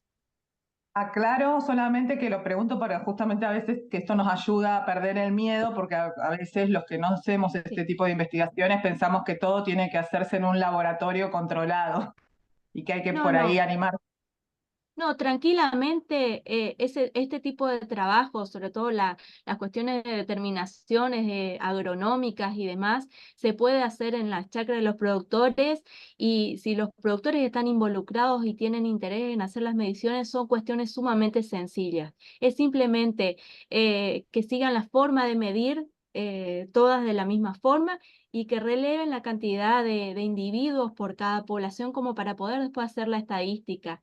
Pero tranquilamente no lleva, la mayoría no lleva más que una regla, algunas cosas son visuales, otras cosas o sea, son sumamente sencillas, no es que requieren ningún instrumento, algún carácter en particular necesita algún instrumento, pero la mayoría son sencillos y pueden hacerlo los productores si quisiesen llevar. Muchos casos de mejoramiento participativo lo hacen así, los productores van evaluando y sobre todo también, además de esas características, van incorporando características que a ellos les interesan medir, otros caracteres importantes que por ahí nosotros no los tomamos, y para ellos son valiosos también. Muchas gracias. Buenas tardes. Buenas, adelante. Hola. Bueno, acá desde González Catán, Partido de La Matanza. Yo soy correntino, pero vivo en La Matanza y conurbano bonaerense, y pertenezco a una red de huerteros, comunidad huertera Cirujas, La Matanza. Y mi pregunta es, ¿cómo, disculpen por ahí mi poco conocimiento, pero cómo hacen con el resto de la planta de maíz? Si lo utilizan para eh, abonar la tierra, ¿cómo lo usan? Cuando sacan los dos choclos que da la planta, después, ¿qué hacen con el resto de la planta, digamos? ¿Qué hacen? ¿O qué se tendría que hacer? ¿Cuál es la idea? No sé cómo se vuelve a reutilizar en favor de la Pachamama esto, ¿no? Moni, ¿contestas vos? Sí, ¿o querés contestar? En realidad, básicamente, nosotros cosechamos plantas a cosecha, básicamente se sacan las mazorcas y dejamos la planta como rastrojo para que también reponga nutrientes al suelo. Si se cosechara más temprano en forma de choclo, también se podría, si el estado de la planta se mantiene, se podría usar para darle a los animales también. Pero básicamente para nosotros es muy importante que no extraer solamente nutrientes, sino también algunos de los nutrientes que se sacaron vuelvan al suelo. No sé si querés ampliar, Silvina. Sí, fundamentalmente esto tiene que ver con lo que planteó Javier al principio, ¿no? Decir, bueno, ¿cuál es el objetivo de nuestra investigación? ¿Por qué y para qué estamos haciendo lo que estamos haciendo? En el planteo de Mónica, básicamente, su objetivo, su hipótesis se basó en ver qué era lo que estaba pasando con las semillas, ¿sí? Del maíz. Bueno, ahora bien, si el objetivo de nuestra investigación hubiera sido, por ejemplo, el aporte de materia verde o el aporte de materia seca, que en ese caso sí tomamos la planta por completo, bueno, las investigaciones irían por el lado de medir el aporte de materia verde o de materia seca, ¿sí? En pesaje, en kilos por hectárea. En este caso, una vez que Moni dio por finalizada su trabajo de investigación, lo que hacemos con esa planta es, si hubiera animales en el lote, se puede poner animales para que se alimenten de esa materia verde. Y si no, se suele pasar una picadora para que se pueda aportar al suelo como barbecho, básicamente. No sé si queda claro, si respondimos Un tu aporte. pregunta, Miguel. Miguel, a mí me gustaría no sé si se escucha. ¿Se ¿Se escucha? escucha? Ahí Se sí. Hola. escucha, Sí, se Javier. escucha. Ahí mejor, No, ahí mejor. me parecía muy buena la pregunta, ¿no? En el sentido de repensar también nuestras investigaciones, ¿no? Como dice Vandana Shiva en su libro Monocultivos de la Mente, por ahí nosotros muchas veces pensamos en aquello que sacamos, ¿no? Lo que se exporta, dice Vandana Shiva, en el grano.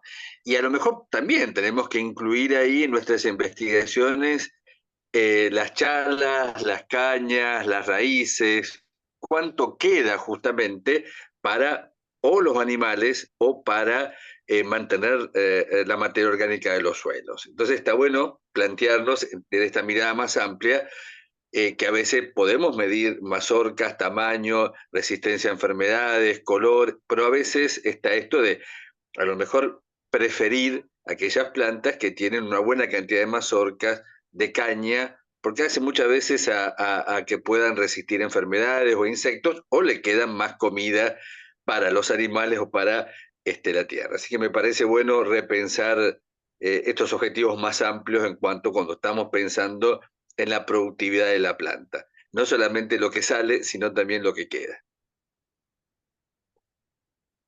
Sí, claro, para valorar por parte de la comunidad todo este trabajo, toda esta práctica, ¿no es cierto?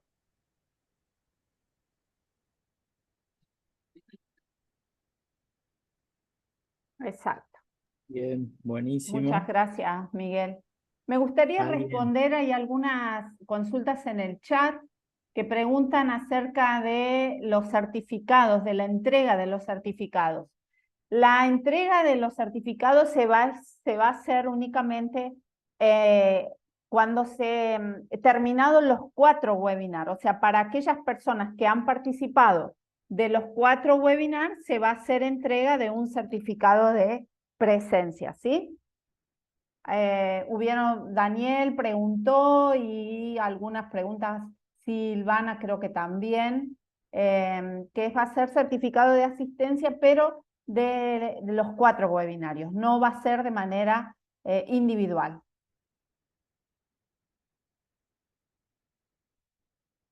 Mariana, este sería el primer webinar. Va a haber 3 webinarios más. Uno va a ser en producción de semillas, el otro va a ser en conservación de semillas y por último vamos a tratar sobre un aplicativo que se llama Epicolet, en donde podemos sistematizar, registrar, en este caso va a ser la preparación hacia la Feria Provincial de Semillas. Aquellas personas que van a estar interesadas en la utilización de este tipo de aplicativos, cómo tienen que hacer los registros. Esos van a ser los cuatro webinarios que me gustaría, ya que estoy, el día 14 de junio va a ser el webinar de producción de semillas. El 28 de junio va a ser el de conservación de semillas, que va a estar a cargo de la ingeniera Jesús Contreras. Y el 12 de julio va a ser la capacitación destinada al registro de semillas, para realizar en la Feria Provincial de Semillas, que se realizará el día 27 de julio en la ciudad de Banda. Bien, gracias Silvina. Ahí, Gerardo, levantaste la mano. Si hay otro que quiere también participar, puede levantar la mano y ahí vamos poniendo el orden. Estás muteado, Gerardo. Yo primero agradecer, ¿no?, a todo el equipo ahí y la decisión de este movimiento de formar un área de formación e investigación, ¿no? Esto nos parece un cambio muy importante para el movimiento. Y especialmente por lo que la exposición, la calidad, pero especialmente cómo hacemos desde el movimiento para romper la monopolización del saber, o cómo estos fragmentos que hay ya sea desde el Estado, ya sea de las universidades, ¿quién es el sujeto de investigación y esto de lo colectivo también, ¿no? ¿Cómo se hace para que las comunidades sean las que no haya extractivismo en la información, ¿no? Entonces, no sabemos, muchas veces nos enteramos por los papers o en la universidad que se generan conocimientos, pero que no están en manos de los agricultores, ¿no?, o de las instituciones. Entonces nos parece fundamental que este reservorio, este comienzo o seguimiento que nos dimos cuenta en el movimiento realmente sea un cambio para que circule los conocimientos y que nos apropiemos todos. Y que esto nos parece muy importante, como decía Mónica y Javier y todo, siempre se ha investigado. ¿Sí? Y son los campesinos, los sujetos muchas veces que han hecho durante 12.000 años toda esta información y que nosotros colaboramos y acompañamos las instituciones, pero muchas veces no sabemos dónde está la plata ni dónde la comunidad se queda, dónde está la investigación, y no hay en las comunidades, en las organizaciones, una circularidad de la información. Esto quería como para compartir el deseo también, y que esta iniciativa reforzar para que realmente se lleve a la realidad todo esto, digamos, ¿no? Para este cambio de paradigma.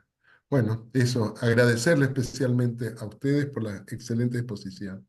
Gerardo, de paso, por supuesto, agradecerte la presencia y quiero que seas vos el responsable de responder esta pregunta de Gladys, que dice: ¿cuál es el objetivo de la feria del 27 de julio en Banda? ¿Quién mejor que vos para que pueda dar respuesta a esta pregunta? Bueno, trataré de ser breve, pero hace casi más de 30 años que las mujeres misioneras veían, justamente desde el Programa Social Agropecuario, que hoy, después Secretaría y hoy INAPSI, se ha, digamos, este gobierno nacional ha despedido a los 900 agricultores que trabajaban con campesinas y campesinos. Vieron que la formación y capacitación era clave, y las mujeres dijeron: faltan en nuestras chacras semillas porque no tenemos el autosustento de la biodiversidad de nuestras comidas que antes había. A partir de eso nace la necesidad de queremos intercambiar semillas que no hay más en las comunidades. Tenemos solamente esto, tenemos solamente esto. Y entonces a partir de eso nace la Feria de Semillas como un espacio donde los agricultores llevan sus mejores semillas para compartir en lo público, porque antes se hacía en las chacras o en el ayutorio. Y entonces ese es el objetivo de recuperar primero las semillas perdidas, ¿sí? Por eso, y después lo que nosotros decimos, intercambiar lo que tenemos y multiplicar en nuestras comunidades. Y para terminar, siempre se lleva más de lo que se trae, porque eso siempre dicen las personas, llevé 12 y encontré 24, pero no solamente 24 semillas, sino todo el conocimiento adquirido de la sabiduría de los campesinos y campesinas y de los guardianes de semillas. Muchas Eso. gracias, Gerardo. Creo que quedó respondida la pregunta. Hay algunas consultas en el chat que tienen que ver con si queda grabado. Bueno, estamos grabando y después vamos a ver la forma como para poder que todos puedan acceder. Estamos tomando asistencia de los presentes, así que quédense tranquilos. Y bueno, eso es parte de las preguntas que están haciendo. La gente dice que bello la feria de semillas, la feria de intercambios. Están muy conformes y muy contentos con esta participación y con lo que estamos llevando adelante. Así que muchas gracias a ustedes también por estar presentes, por tomarse este ratito para poder intercambiar conocimiento, experiencia y demás. Ahí hay una pregunta también que dice, ¿pueden enviar información? Bueno, lo que estamos tratando de hacer también desde el equipo es por ahí, de una manera muy voluntaria, poder sistematizar esto a través de alguna cartilla o que ya lo estamos diseñando para después compartirlo, ¿sí? Eso también lo queremos al finalizar los 4 eventos y por ahí a los que van a ir a la Feria de Semilla el 27 de julio, poder entregárselo, o si no, bueno, también compartirlo por PDF, ¿sí? Eso también estamos en pleno desarrollo. Puedo decir una cosita, Enzo, nada más, muy cortita, que justamente la idea de los materiales escritos es ir enriqueciéndolos, ¿no? Con todas las dudas que salieron hoy, las preguntas que nos hicimos, los aportes que nos hicimos, y llegar al 27 de julio con las 4 cartillas que tengan que ver con los 4 temas, ¿no? Así que buenas las preguntas de hoy porque, bueno, vamos a intentar incorporarlas al material escrito que estamos haciendo. Así es. Enzo, disculpe, justo estoy en el celular y me resulta difícil poner la manito porque está bastante complicado. Quería hacer un pequeño comentario, si puede ser. Sí, cómo no. Bueno, sí, Mónica había dicho que de la investigación está súper interesante y bueno, todas las presentaciones de los compañeros y compañeros, interesante. Solo quería agregar algo respecto a lo que es la semilla del pueblo originario, que para mí sería la semilla originaria, que no sé si también ella vio eso, que en los últimos años hubo una pérdida bastante grande de las distintas variedades de semilla murga y de los abas, que no son solo murga de la provincia, y que hubo un proceso de recupero con las comunidades del Paraguay y del Brasil.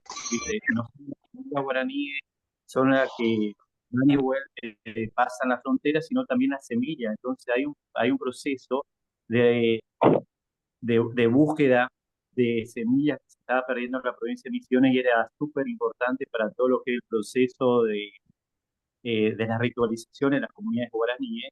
Y se está dando ese recupero con comunidades del Paraguay y algunas en particular de Brasil. No sé si Mónica lo vio eso o pudo determinar eso en alguna de las comunidades que participaron. Ujú. Gracias. Hola, ¿qué tal?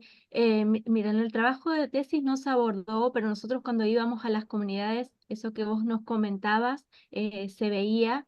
En muchos casos ellos recuperaban de otras comunidades y y podían recuperar, e inclusive sí tenían comunidades y parientes que estaban en Paraguay y en otros lados y pensaban conseguir los materiales.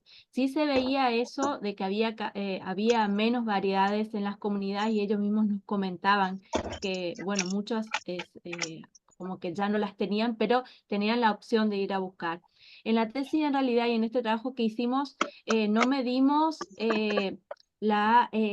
toda la diversidad presente en las comunidades, sino que lo que se hizo fue ver, se tomó una muestra de distintas poblaciones de maíz, tanto de comunidades como de pequeños agricultores, y se vio a ver esas variedades, qué tan diferentes eran entre sí y dentro de sí qué variabilidad tenían, si seguían conservando esa variación y sobre todo otra cosa, si no había como una mezcla también con otras variedades. Por ejemplo, nosotros íbamos a algunas comunidades y como habían incorporado la cría de aves y demás, habían incorporado en sus producciones el maíz criollo, el dentado o semidentado, para darle de comer a las gallinas, porque ellos no le dan sus variedades de alimentación a las gallinas, digamos. Entonces, muchas veces esos materiales estaban cerca y se veía ese grado de contaminación. Bueno, una parte de lo que se trabajó en la tesis es a ver si esa identidad de las razas y demás se iba conservando o si había un grado de contaminación muy fuerte. Y se midió en una muestra representativa cómo era esa variabilidad de lo que había. Pero sí, no es que se hizo un estudio exhaustivo o un relevamiento de cómo estaba o cuántas variedades tenían las comunidades o en todas las comunidades, digamos. Pero sí, eso que vos decís, las comunidades manifestaban eso, de que ellos buscaban sus materiales en otros lados y que tenían vínculos con comunidades, tenían parientes en otros países, en Brasil, en Paraguay y demás. Buenísimo. Sí, porque bueno, para todo este proceso, por ejemplo, de la Fundación Maracatú, que venimos trabajando más o menos hace 15 años, todo lo que es el tema de la semilla originaria en las comunidades, hicimos algunos registros, tenemos algunos registros, justamente lo que vos planteás, que la producción de semilla originaria es exclusivamente para el consumo y la producción, y el criollo, lo dicen, que es para el consumo de animales. Hicimos registro que esa mixtura se da mucho en la zona de Aristóbulo todo, y no tanto en la zona del Soberbio y la Biosfera. Entonces estaría bueno que vamos a poner a disposición también los datos como para crear algo colectivo. Bueno, eso quería.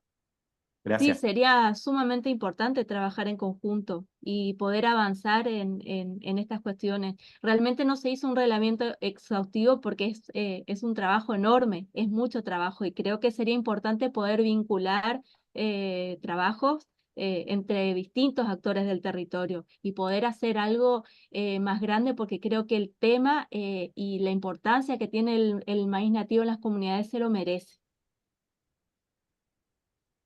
Esto que dice Mónica, ¿no? Súper, súper importante. El trabajo entre todos, entre todas, es sumamente importante, ¿no? No sirve de nada que cada uno mantenga trabajos hacia adentro. Acá la interdisciplinariedad es sumamente importante. El trabajo entre las instituciones es sumamente importante, porque no nos podemos no tenemos que perder de vista que acá el objetivo es uno solo. No importan las cuestiones personales ni siquiera institucionales. Acá tenemos que estar trabajando y en beneficio de las comunidades y de los pequeños productores. Así que tenemos que dejar de lado los egos, tenemos que dejar de lado los egoísmos interinstitucionales y personales para poder responder nada más y nada menos que a nuestros pequeños productores. Me gustaría dar respuesta, gracias Osmar, siempre intentamos estar muy en contacto y ojalá podamos seguir trabajando juntos. Me gustaría dar respuesta a la pregunta de Ana, que dice: bueno, muchas gracias por este importante conversatorio. Y hicimos mención a las casas de semilla y pregunta qué serían las casas de semilla. Enzo, ¿querés contestarle a Ana? Dale, buenísimo. Bueno, las casas de semillas es un término como bastante nuevo, ¿no es cierto? Pero en realidad es una forma de organizar la conservación de las semillas en distintos lugares, ¿sí? Siempre detrás de una casa de semilla, más que una representación así como física de una casa, está una guardiana de semilla o un guardián de semilla que tiene una colección, digamos, de semillas, ¿no? Que por distintas razones, distintos motivos, ya sean así culturales, gastronómicos, familiares, de importancia de su responsabilidad social también, por querer conservar alguna semilla, tiene una variedad interesante. Y lo que hace ese guardián en esa casa de semilla comparte con sus vecinos y es como una referencia en relación a esas variedades que se tienen. Entonces, muchas comunidades tienen esas casas y se va a esas casas a buscar esa semilla, digamos, ¿no? Entonces ahí para nosotros fue, por lo menos desde el del proyecto de RAOM, de la Red de Agricultura Orgánica que tenemos, fue importante identificar esas casas en la provincia, poder reconocerlas y empezar a hacer un trabajo de relevamiento para ver la importancia que tienen, para ver las variedades que están trabajando. Y bueno, descubrimos que hay muchas. Hasta ahora hay como una red de casas de semillas, tienen distintos niveles, algunas son más comunitarias, otras tienen formas de cooperativas semilleras, otras son casas individuales que están trabajando y tienen un compromiso bárbaro y hacen un estudio y una investigación constante de cómo es la variedad, cómo la cuidan y cómo mezquinan esos bienes. Entonces, nosotros desde ahí estamos trabajando, empezando inclusive hacer una especie de relevamiento, poder sistematizar esos procesos. Y bueno, las casas de semillas siempre participan de las ferias.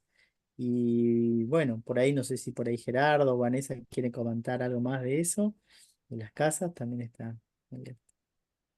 Sí, por ahí también el espacio de Casa de Semillas es también este espacio de diálogo, de saberes, de estas prácticas, de las memorias, de estos espacios, digamos, familiares que también luego se van a lo comunitario, esto que se da cuando uno se encuentra con otro y muestra una semilla y habla ya de la historia y cómo lo hizo mi familia o cómo lo hizo tal o cual otra persona va creando precisamente ese estado de casa, de sentirnos en casa, digamos, también por eso ese nombre, ¿no? Donde también reside la memoria de la semilla y de quienes estuvieron aguardianando esa semilla. Así que también es un espacio de diálogo y también de propuestas, porque ahí surgen estas ideas, propuestas hacia lo más colectivo, lo comunitario, también tiene ese sentido, ¿no? Y especialmente agregando ahí que es una estrategia política y debería ser de todas las organizaciones campesinas, también de nuestro movimiento, por algo más de soberanía. Nosotros nos dimos cuenta claramente que no bastaba con guardianas solamente.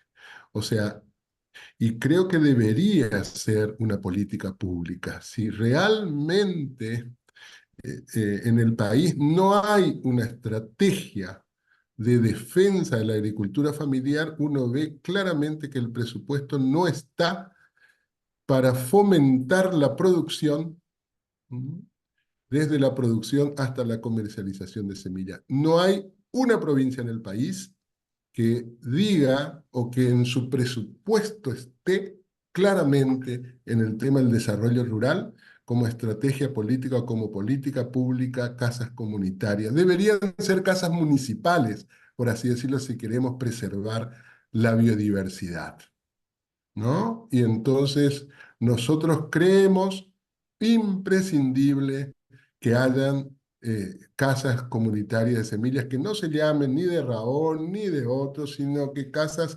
incluso hasta municipales.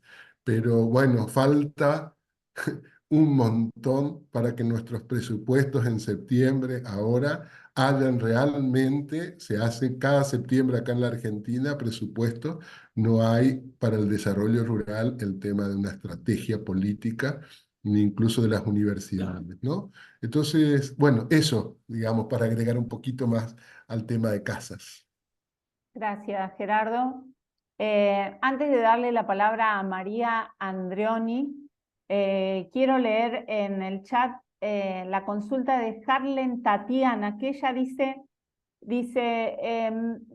le gustaría que le dieran consejos para presentar el proyecto de semillas nativas que vienen de La Plata y varias provincias de Argentina. Hoy día están en Colombia y aunque no cuento con un territorio, siento sembrarlas y continuar con esta memoria. Quiero saber cómo hacer posible esta intención. Bueno, Tatiana, si nos permitís, te vamos a tomar esta consulta y te podemos responder. Si querés dejarnos un mail, o por ahí Gerardo o Enzo quieren responder, pero por ahí nos va a llevar un poquito más de tiempo ver la mejor estrategia para comentarle a la compañera. Sí, seguramente estaría bueno que, a ver, que nos pueda quizás dejar el mail o alguna forma de comunicación y bueno, dentro de seguramente las reuniones que tiene el grupo de investigación podemos tomar este y otro caso, ¿no? Que podamos acompañar. Así es. Ahí nos deja el chat, buenísimo. Vamos a registrarlo y le damos la palabra a María, de Uruguay.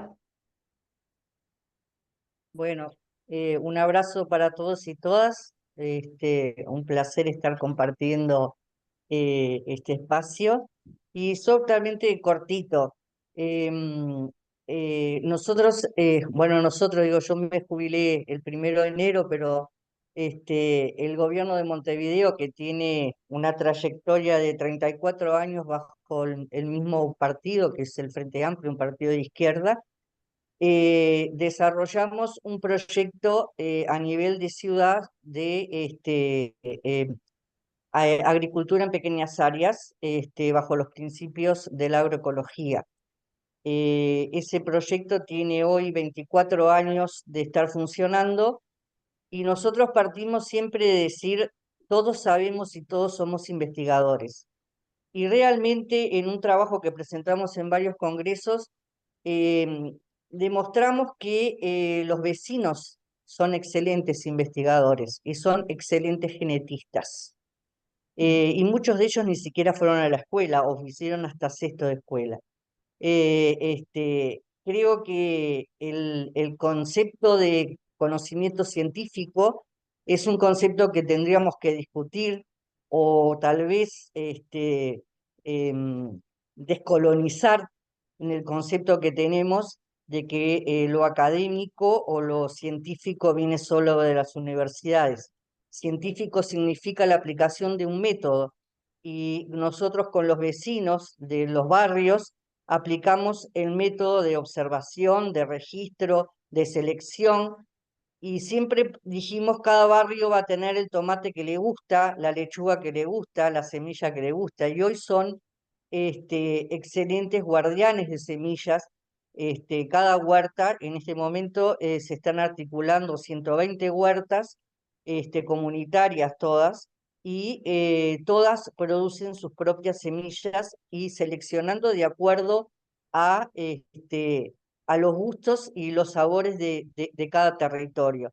Entonces, me parece que esto es sumamente importante porque en la ciudad, para nosotros era importante que hubiera conservadores, es decir, o cuidadores o casas de semillas, porque al productor es más fácil poder encontrarlo y querer retirarle el material, pero en la ciudad es muy difícil poder lograr detectar quiénes tienen semillas y apropiarse de los materiales genéticos que son materiales que conforman la cultura y que son un baluarte de la soberanía de los pueblos. Entonces, un poquito ese fue el objetivo, uno de los objetivos de ese programa. Y bueno, nosotros siempre decimos con orgullo que nuestros queridos vecinos y vecinas son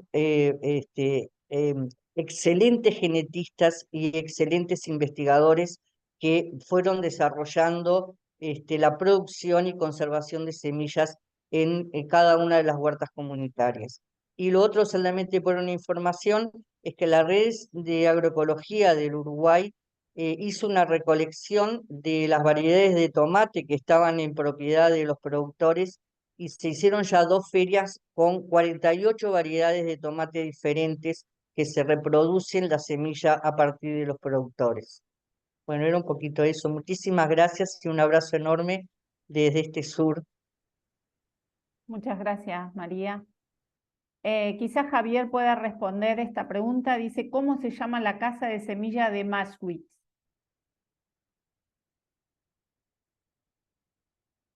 La casa de semillas de Maschwitz está en un lugar que se llama El Bondi, justamente frente a la casa a la plaza de Maschwitz. Y estamos en discusión todavía a ver cómo la llamamos. O sea, es que hubo varios intentos de ponerles nombre y todavía no le pusimos. Así que el lugar se llama El Bondi y los esperamos.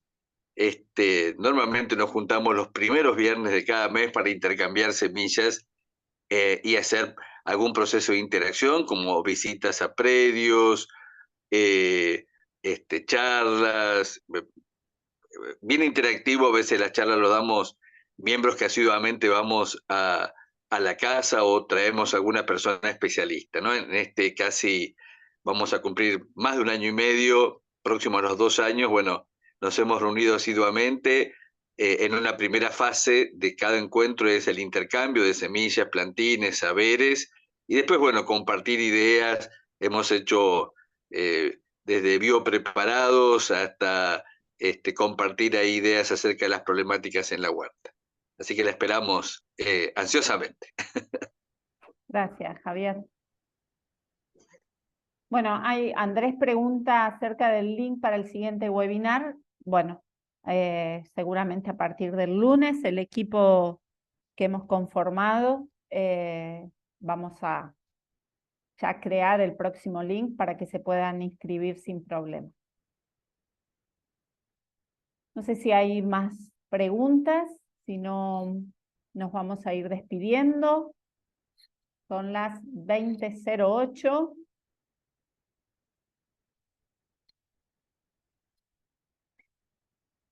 Bueno, agradeciendo desde ya la presencia de cada uno de ustedes, simplemente a modo recordatorio, decirles que el 14 de junio se llevará a cabo el siguiente webinar, que es la producción de semillas.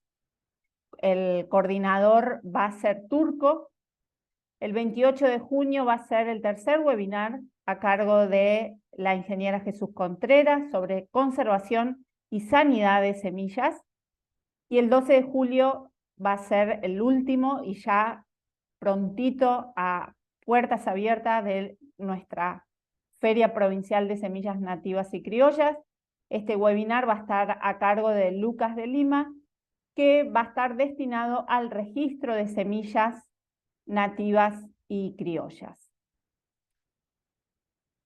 Para finalizar,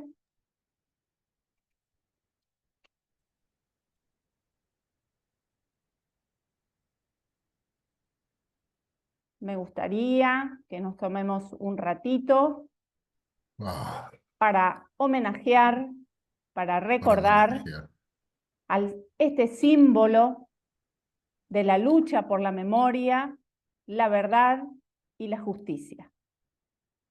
Norita ha estado sumamente comprometida en la reivindicación de causas sociales, políticas y humanitarias.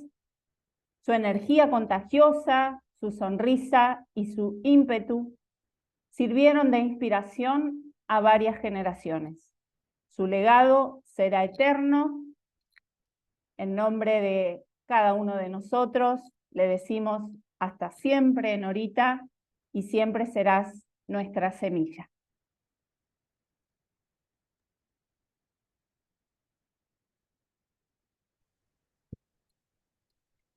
Agradecemos la participación nuevamente de cada uno de ustedes. Les agradecemos profundamente que nos hayan acompañado y hasta el próximo webinar, que será el día 14 de junio. Muchas gracias. Muchas gracias. Gracias. Saludos a todos. Abrazos. Gracias, Chao, abrazos gracias. y nos estamos viendo. Muchas E gracias. investiguemos mucho. Un abrazo, Gerardo. Hace Chao. mucho que no nos hablábamos. Que estén bien todos. Chao, chao. Nos vemos.